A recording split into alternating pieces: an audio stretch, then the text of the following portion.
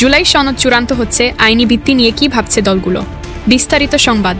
জাতীয় ঐকমত্য কমিশনের দ্বিতীয় ধাপের আলোচনা গত বৃহস্পতিবার শেষ হয়েছে।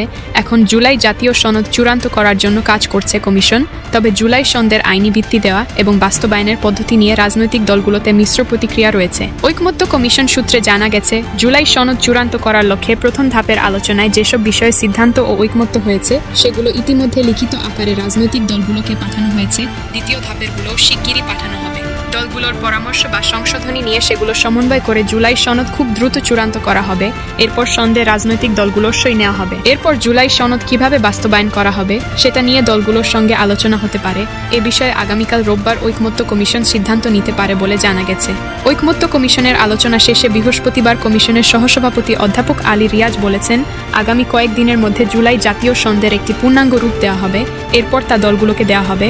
তার ভিত্তিতে জাতীয় সনদ স্বাক্ষরের ক্ষেত্রে অগ্রসর হওয়া সম্ভব হবে। জুলাই সনদ বাস্তবায়নের পথ নিয়ে প্রশ্ন উঠেছে উল্লেখ করে তিনি বলেন, এ বিষয়ে কমিশন দলগুলোকে নিজেদের মধ্যে আলোচনা অব্যাহত রাখার অনুরোধ করেছে। এক্ষেত্রে কমিশন অনুঘটকের দায়িত্ব পালন করবে, এর বাইরেও যতটুকু প্রয়োজন। সবাইকে সমন্বিত করে বাস্তবায়ন পদ্ধতি নিয়ে আলাপ আলোচনা হবে। তার আগে জাতীয় সনদকে পূর্ণাঙ্গ রূপ দেওয়া দরকার। আগামী কয়েকদিন কমিশন সে কাজ করবে। তারপর বাস্তবায়নের পথ নিয়ে আলোচনার সূত্রপাত হতে পারে। জুলাই জাতীয় সনদ খুব দ্রুতই হবে বলে আশাবাদী বিএনপির স্থায়ী কমিটির সদস্য সালাহুদ্দিন আহমদ। তিনি প্রথম আলোকে বলেন, এটি যখনই চূড়ান্ত হয়ে আমাদের কাছে আসবে আমরা স্বাক্ষর করব। এই সনদ যেন বাস্তবায়িত হয় সেই জন্য আমরা জাতির কাছে প্রতিশ্রুতিবদ্ধ। জাতীয় ঐকমত্য কমিশনের সংলাপে সালাহুদ্দিন আহমদ বিএনপির প্রতিনিধিত্ব করেন।